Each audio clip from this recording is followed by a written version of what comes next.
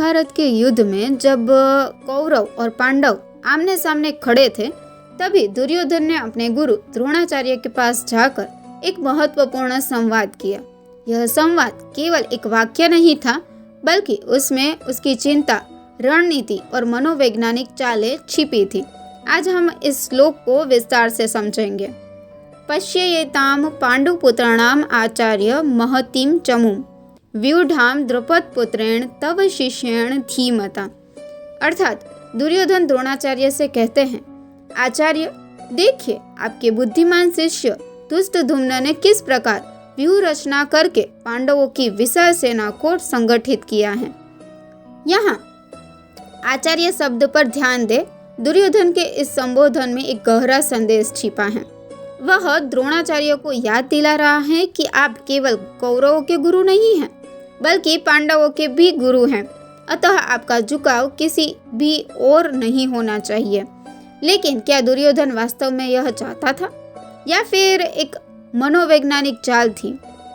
तव शिष्येण धीमता, इसका अर्थ है आपके बुद्धिमान शिष्य द्वारा बनाई गई व्यूह रचना। धृष्टद्युम्न का जन्म ही द्रोणाचार्य का वध करने के लिए हुआ था। लेकिन विडंबना देखिए, यही धृष्टद्युम्न उनके ही पास अस्त्र शस्त्र की शिक्षा प्राप्त करता है। दुर्योधन इस तथ्य को रेखांकित करते हुए द्रोणाचार्य को यह जताना चाहता था कि आपने आपके ही संहारक को शिक्षा दी और आज वही आपके विरुद्ध खड़ा है। यह दुर्योधन की रणनीति थी, द्रोणाचार्य के मन में संदेह और क्रोध उत्पन्न करना। दुर्योधन धृष्टद्युम्न को सीधा नाम लेकर संबोधित नहीं करता, बल्कि द्रुपद पुत्र कहता है। क्यों?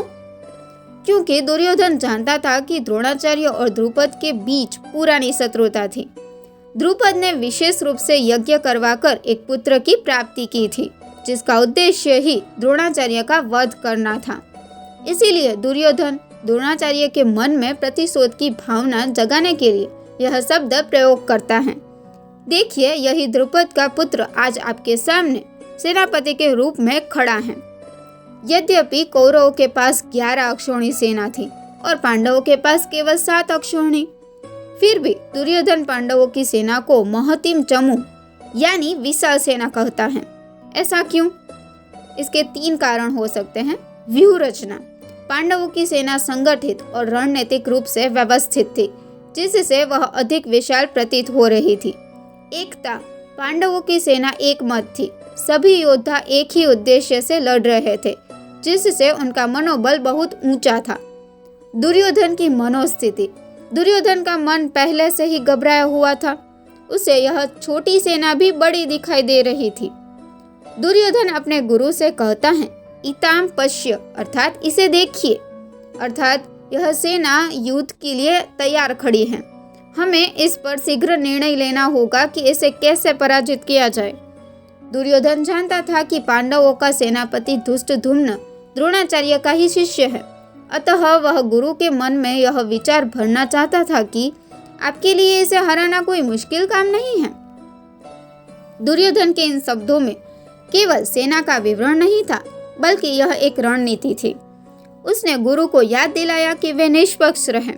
उसने धृष्टद्युम्न के जन्म की कहानी को दोहराकर प्रतिशोध की भावना जगाने की कोशिश की।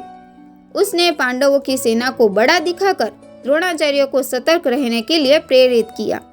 यह संवाद केवल महाभारत युद्ध के प्रारंभिक क्षणों का एक छोटा सा हिस्सा है, लेकिन यह दिखाता है कि युद्ध केवल हथियारों से नहीं, बल्कि शब्दों और मनोवैज्ञानिक चालों से भी लड़ा जाता है। तो दोस्तों, आपको क्या लगता है, दुर्योधन की यह रणनीति कितनी प्रभावी थी? कमेंट में अपने विचार जरूर साझा करें। अगर आपको यह वीडियो पसंद आया हो तो इसे लाइक, शेयर और सब्सक्राइब करना न भूलें। धन्यवाद। जय श्री कृष्ण।